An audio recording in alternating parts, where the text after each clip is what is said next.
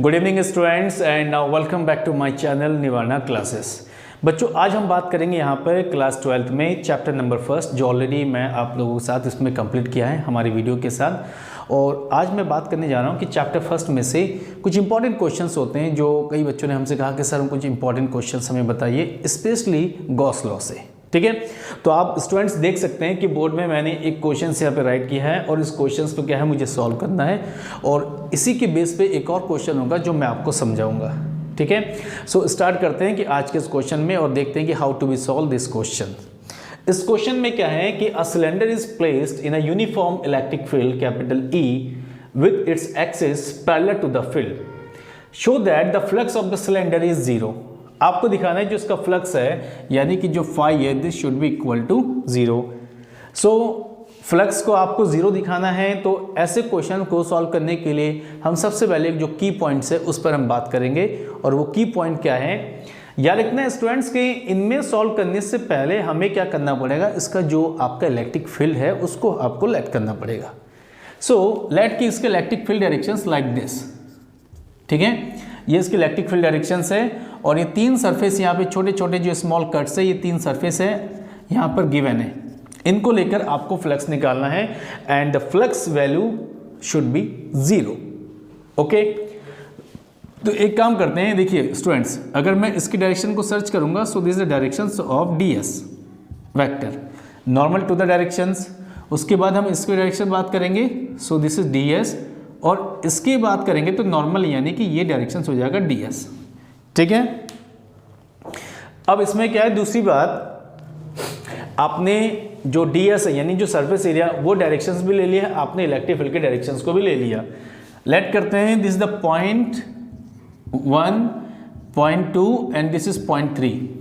Okay, इनके basis पे देखते हैं टोटल फ्लक्स क्या होगा। So you know that flux का फॉर्मूला होता है इंटीग्रेशंस EDS डॉट में। ठीक है, सो फॉर 1 के लिए ये ds डायरेक्शंस है और E की डायरेक्शंस क्या, इसके ऑपोजिट्स हैं, तो ये दोनों एक दूसरे के ऑपोजिट्स हो गए।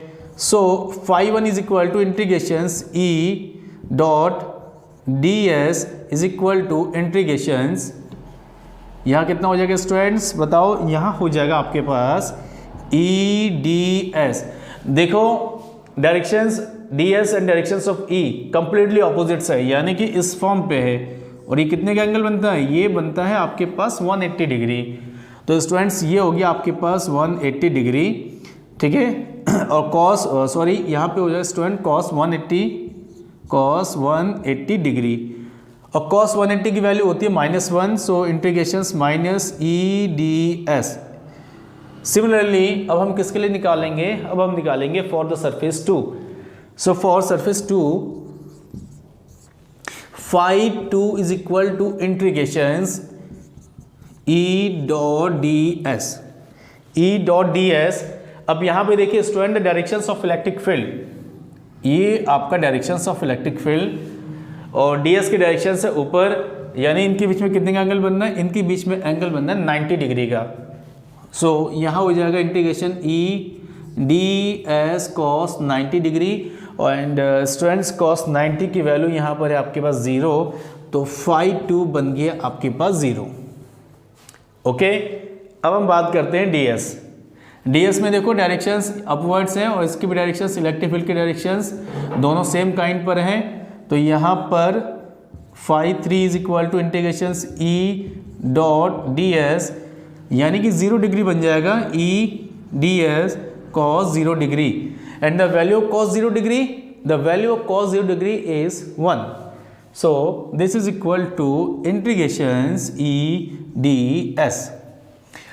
अब आपके पास φ1 φ2 φ3, so therefore total flux phi is equal to φ1 φ2 φ3, φ1 φ2 φ3 and the value of φ1 की वैल्यू है आपके पास students integration EDS, the value of φ2 is given 0 and the value of φ3 is given integration of EDS।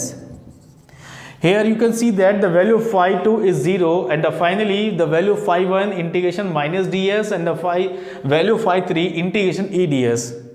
Therefore this cancel to this, so finally कितना हो गया, phi is equal to 0. So here the value of phi is equal to 0 which is we will find already. ठीक है, so phi is equal to कितना हो गया यहाँ पर 0. We have to find out the total flux phi is equal to 0. तो students यही value हमें यहाँ क्या करना था, हमें इसमें फाइंड आउट करना था। और ऐसे क्वेश्चन को कभी भी अगर ऐसे क्वेश्चन आते हैं स्टूडेंट्स, आपको ऐसे क्वेश्चन इस तरीके से ही आपको क्या करना पड़ेगा, सॉल्व करना पड़ेगा। ठीक है, इसके बाद हम एक काम करेंगे कि आप इसको नोट करें, इसके बाद एक और जो क्वेश्चन है गॉस लॉ पे हम बात करते हैं। ठीक, सो स्टूडेंट्स अब एक और क्वेश्चन है। ठीक है, अब इस न्यूमेरिकल में हम बात करते हैं। देखिए न्यूमेरिकल क्या है and this is a very important numerical, ठीक है, ऑफ चैप्टर फर्स्ट। तो स्टूडेंट्स इनको बहुत ही हमें डीपली देखते हैं इस न्यूमेरिकल को, कि इस न्यूमेरिकल को किस तरीके से आपको सॉल्व किया जाएगा। ठीक है, so now let's on the electric field components in the figure, okay, are E x equal to alpha x to the power 1/2 E y E z is equal to 0 in which alpha equal to 800 Newton Coulomb per meter square. Calculate the flux through the cube and the charge within the cube. Here given A is equal to 0.1 मीटर। Students ये एक important question है और कई बार जो यहाँ पर बच्चे जो हैं काफ़ी गलती करते हैं कि सर इस क्वेश्चन को कैसे सॉल्व किया जाए। ठीक है, इससे बिफोर जस्ट न्यूमेरिकल में मैंने आपको कहा था कि कभी भी अगर ऐसे क्वेश्चंस आते हैं तो first of all you have to find out the directions of the electric field and after that आपको directions of area vector find out करना है। अगर आपने इन दो चीज़ों को फाइंड आउट कर लिया तो यकीन मानिए स्टूडेंट्स कि आपने इस न्यूमेरिकल को सॉल्व कर लिया। देखिए आप the directions of electric field हमारे पास कुछ ये गिवन है, तो इसका मतलब है कि आपके इलेक्ट्रिक फील्ड की डायरेक्शंस इस फॉर्म पे है। ठीक है, और इस न्यूमेरिकल में क्या है कि यहाँ पर इस क्यूब के दो सरफेस, एक लेफ्ट साइड और एक right side, this one is right and this one is left. इस पर क्या हुआ कि डार्क, यहाँ पर डार्क किया हुआ है, यहाँ पे हमने ज़्यादा डार्क किया नहीं। ठीक है, याद रखना कि ये पोर्शन डार्क किया हुआ है। तो इनको लेके आपको क्या करना है, सबसे पहले आपको फाइंड आउट करना है यहाँ पर फ्लक्स, और फ्लक्स मिल जाए तो उसके बाद हमें बात करनी है चार्ज में। ठीक है, यानी एक साथी मिल जाए तो दूसरा साथी हम बड़े आसान तरीके से इसको निकाल लेंगे। सो बात करते हैं अब इसको निकालने के लिए सबसे पहले directions of area vector. So इसमें देखो लेफ्ट साइड है normal to directions, so this is D S vector. Right side normal to the directions, तो ये पोर्शन हो जाएगा डी एस वेक्टर। ठीक है, so first of all phi solution में आते हैं directly. So F phi L this is integration E D S, तो जनरली यहां पर हमारे पास हो जाएगा E dot delta S. Okay, अब L left side area vector जो है ds है और directions of electric field again forward directions, एक पीछे है तो दूसरा आगे है, तो इनके पीछे कितना एंगल बनेगा, इनके पीछे बनेगा 180, यानी कि 180 degree angle between ds vector and e vector. So यहाँ क्या बन गया students, this is e delta s cos 180 degree. Okay, E की वैल्यू क्या है स्टूडेंट्स, E की वैल्यू है alpha x to the power 1/2। तो अब आप E की वैल्यू रखिए। सो E की वैल्यू है students alpha x to the power 1/2 into d s, और cos 180 है -1, बिकॉज cos 90 + 90 माइनस साइन 90, और साइन 90 की वैल्यू होती है 1। अल्फा की वैल्यू चलो स्टूडेंट बाद में रख लेंगे, बिकॉज अल्फा हमारे पास 800 कहीं भाग तो नहीं रहा है, हमारे पास ही है। ठीक है, जब चाहे इसको एकदम पॉकेट से निकाल के लगा देंगे।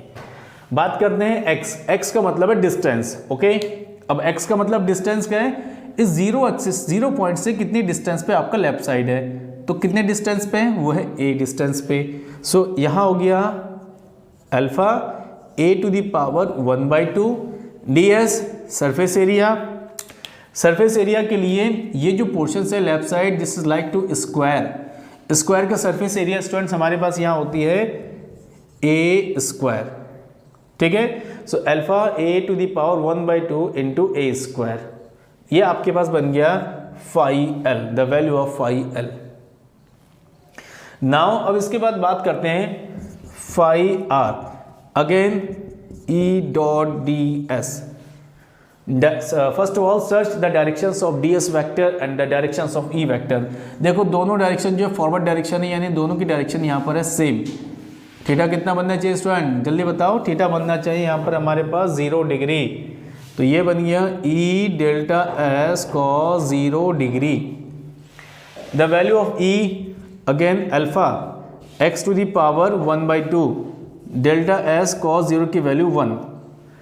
अब जो राइट साइड है स्टूडेंट्स, राइट साइड के लिए पहला तो उसको जो साइड से वो a है और यहाँ से इसकी डिस्टेंस है a, यानी जब इस पॉइंट को जब आप यहाँ से डिस्टेंस सर्च करेंगे तो ये बन जाएगा x आपके पास a प्लस a, कितना होगा आपके पास 2a।